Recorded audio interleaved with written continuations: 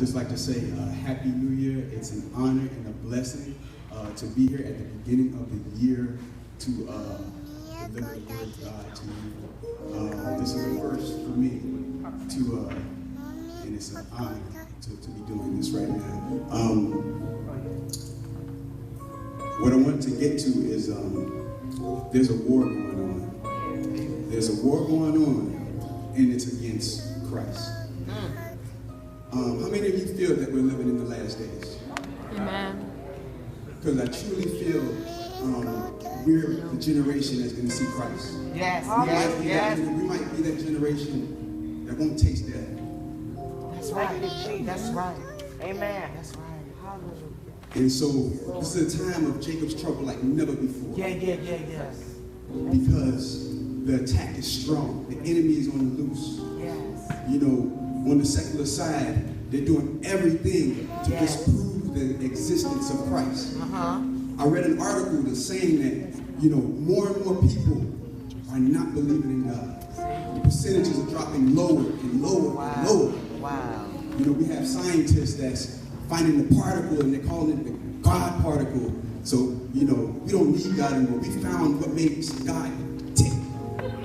You know? They got to the point where, you know, they have the babies in the womb, you know, they're like fashioning the babies in the womb already, you know? You know, they're changing the eye color and the hair color and the gender inside the womb.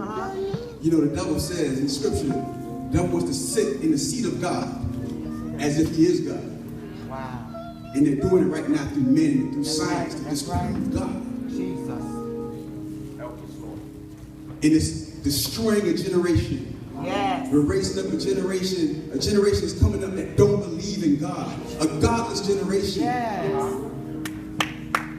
The youth are being affected by this. Yes. Thank you, Jesus. Yes. But we know what the secular side is doing to disprove Christ. Yes, God. But the church also has a hand in it.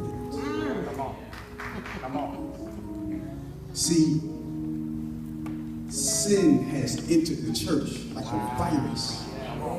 The lust of the eyes, the lust of the flesh, and the pride of life has reared its ugly head and is spread out. Wow. There's people that's hurting, that need God, and they keep going from church to church to church, trying to find the truth. They're coming in broken. Come on. They're coming in broken. They're coming as they are, needing help, needing a touch from God. And all they're getting is a pimp on the pulpit asking for money. Come on. You got the deacon over there on the other side, scoping out the women in the church, Come on. looking for his next victim to womanize. You got the mother at home speaking God, going to church, but cursing the kids out. Saying you look like your daddy. I wish I never seen you. I wish I never had you. But at the same breath, they're saying, oh, praise God. Hallelujah. Going to every service, Bible study, this and that. But you're at home, you're watching Scandal. Oh, wait a minute now. You're watching Scandal. You're watching all manner of foolishness. Amen. Amen. 2016. Amen. Amen. Preach. Say it. Preach. So we got a bunch of people now that's Thank you, God. throwing their fist at God. Jesus. Throwing their fist at God. You know? You tell somebody about Jesus, they say, I don't want Jesus. They're saying Jesus doesn't have any power. He does nothing for me. You know, the examples that you see on the internet now, why would they? You got people twerking in the church. You got pole dancers. You got people in Africa eating grass. Yeah. He has a whole congregation out there eating grass. Yes. The spirit of manipulation and mind control is running rampant in the church. You got people being fooled. There's wolves in sheep's clothing, leading the sheep to slaughter. While we have a God holy and merciful and wants to touch every life. He doesn't want to lose one. Jesus, hallelujah. He doesn't want to lose one. Yes, Lord. Yes, God. Yes, Jesus. But what are we doing? Jesus. People in the church are being stumbling blocks. Wow. Stumbling blocks for the youth. Use it, Lord. Hallelujah. A generation is dying. Yes, God. Yes, use it. A generation is dying. They don't believe in God.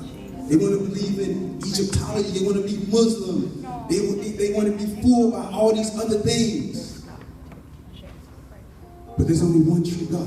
One true God. One. There's only one. There's only one God that says, I am. I am. There's none beside me. There's none. I made myself. No one made me. No one made me. I made myself. So, you know, they got the sun god Ra. Sun god is Ra. It's from the sun. Who made the sun? Who made the sun? God, through the whole word, is saying, trying to vindicate his name, because there's everybody worshiping strange gods, when he's saying, I'm the one that did these things. I did these things. Why are you worshiping this totem pole? Why are you worshiping this? Why are you worshiping that? Why are you worshiping rocks? I made the rocks. But we don't give God what he deserves. We don't give him his respect that he's due. God, Jesus sat here 2,000 years ago, battered, beaten, bloody, bruised, and he stood before a multitude of people, shaking their fists at him, saying, crucify him, crucify him. And Pilate said, I see no fault with this man. I see no fault with this man. Jesus is standing here today with everybody shaking their fist at him. Once again, 2,000 years, the same thing is happening, and there is no fault with this man. But nobody wants the church. Nobody wants God anymore. We need to gird ourselves up. That's what we need to do.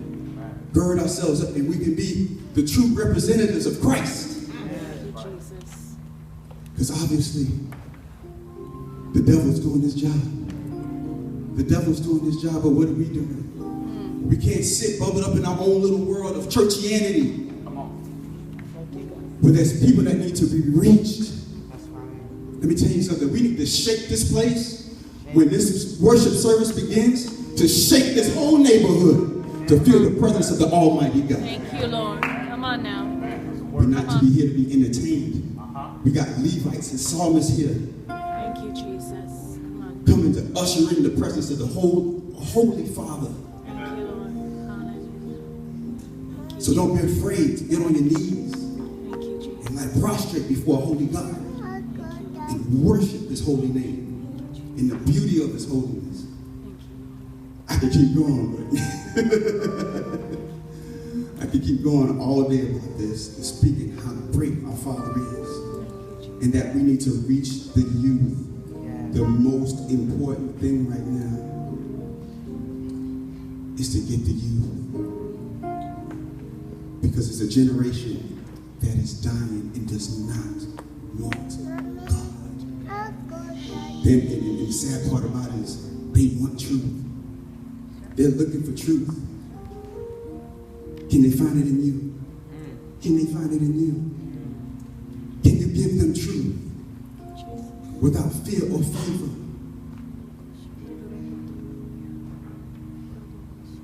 That's what they want.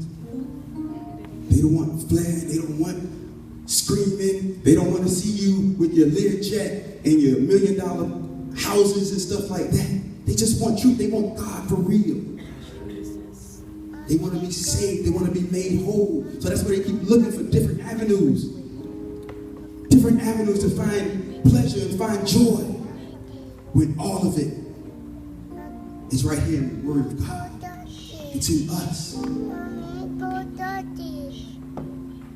So I just ask you, Father, right now, just put a charge on everyone in this place. to be a light in a place where it's nothing but darkness. To be that person that you were looking for. When they're in their time of need, in their time of desperation, they can come and talk to you and they can find Christ. Yes, that's the They can find truth. yes, And I thank you for your time. And I pray that these words sink into your heart. yes, Father, remove the stone from each and everybody's heart yes. in this place. Give them a heart of flesh, Lord God, to truly, truly serve you. Because time is short. Time is really, really short. At any point in time, I know people have been hearing about this over and over and over again in their lifetime, that Jesus is coming soon. There's no time like this. Because the attack is on. It's on. The war is on. It's on. And we need to be ready. And we need to put on the full, complete armor of God. Wow. I thank you once again, and Happy New Year, and God bless.